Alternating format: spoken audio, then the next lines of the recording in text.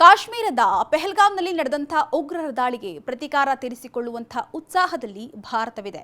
ಇನ್ನು ಭಾರತಕ್ಕೆ ತಕ್ಕ ಪಾಠ ಕಲಿಸ್ತೇವೆ ಅಂತ ಕೊಚ್ಚಿಕೊಳ್ತಾ ಇರತಕ್ಕಂತಹ ಪಾಕಿಸ್ತಾನದ ಬಳಿ ಯುದ್ಧ ಆರಂಭಕ್ಕೂ ಮೊದಲೇ ಶಸ್ತ್ರಾಸ್ತ್ರಗಳು ಖಾಲಿಯಾಗಿವೆಯಂತೆ. ಹೌದು, ದಿವಾಳಿಯ ಅಂಚಿನಲ್ಲಿರತಕ್ಕಂತಹ ಪಾಕಿಸ್ತಾನ ತನ್ನ ಸೇನೆಗೆ ಬಲ ತುಂಬುವಂತಹ ಕೆಲಸವನ್ನ ಮರೆತು ಎಷ್ಟೋ ವರ್ಷಗಳು ಕಳೆದಿದೆ. ಹೀಗಾಗಿ ಸೇನೆಯಲ್ಲಿ ಮಾನವ ಸಂಪನ್ಮೂಲದ ಕೊರತೆ ಅಷ್ಟೇ ಅಲ್ಲದೆ ಶಸ್ತ್ರಾಸ್ತ್ರಗಳ ಕೊರತೆ ಕೂಡ ಇರುವುದು ಇದೀಗ ಬಹಿರಂಗವಾಗಿದೆ. ಒಂದು ವೇಳೆ ಭಾರತ ಯುದ್ಧವನ್ನ ಆರಂಭ ಮಾಡಿದ್ರೆ ಕೇವಲ 4 ದಿನದಲ್ಲಿ ಶಸ್ತ್ರಾಸ್ತ್ರಗಳು ಖಾಲಿಯಾಗಲಿವೆಯಂತೆ. ಹೌದು, ಮೊದಲೇ ಆರ್ಥಿಕವಾಗಿ ತೀವ್ರ ಸಂಕಷ್ಟ ಎದುರಿಸ್ತಾ ಇರತಕ್ಕಂತಹ ಪಾಕಿಸ್ತಾನ ಇದರಿಂದ ಆಚೆ ಬರಲು ಇತ್ತೀಚೆಗಷ್ಟೇ ಉಕ್ರೇನ್ನೊಂದಿಗೆ ಶಸ್ತ್ರಾಸ್ತ್ರ ಒಪ್ಪಂದವನ್ನ ಮಾಡಿಕೊಂಡಿತ್ತು.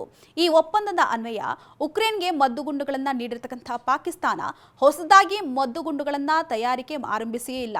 ಇನ್ನು ಕೆಲ ಮದ್ದುಗುಂಡುಗಳ ತಯಾರಿಕೆ ಆರಂಭವಾದರೂ ಕೂಡ ಹೇಳಿಕೊಳ್ಳುವಂತಹ ವೇಗದಲ್ಲಿ ಇಲ್ಲ.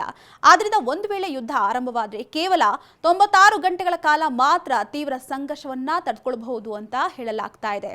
ಇದಲ್ಲದೆ ಕೆಲ ದಿನಗಳ ಹಿಂದೆ ಪಾಕಿಸ್ತಾನ ಶಸ್ತ್ರಾಸ್ತ್ರಗಳ ಸಮರಾಭ್ಯಾಸವನ್ನ ಆರಂಭ ಮಾಡಿತ್ತು. ಆದರೆ ಇಂಧನದ ಕೊರತೆಯನ್ನು ಎದುರಿಸ್ತಾ ಇರತಕ್ಕಂತಹ ಪಾಕಿಸ್ತಾನ ತನ್ನ ಸೇನೆಗೆ ಸಮರಾಭ್ಯಾಸಕ್ಕೆ ಕೊಕ್ಕೆ ಹಾಕಿದ್ಯಂತೆ. ಇನ್ನು ಪಾಕಿಸ್ತಾನಕ್ಕೆ ಮದ್ದುಗುಂಡುಗಳನ್ನ ಪೂರೈಸುವಂತಹ ಪಾಕಿಸ್ತಾನದ ಆರ್ಡನೆನ್ಸ್ ಫ್ಯಾಕ್ಟರಿಯಿಂದ ಉಕ್ರೇನ್ ಸೇರಿದಂತೆ ಕೆಲ ದೇಶಗಳಿಗೆ ಮದ್ದುಗುಂಡುಗಳನ್ನ ನೀಡ್ತಾ ಇರೋದ್ರಿಂದ ಒತ್ತಡ ಹೆಚ್ಚಾಗಿದ್ಯಂತೆ.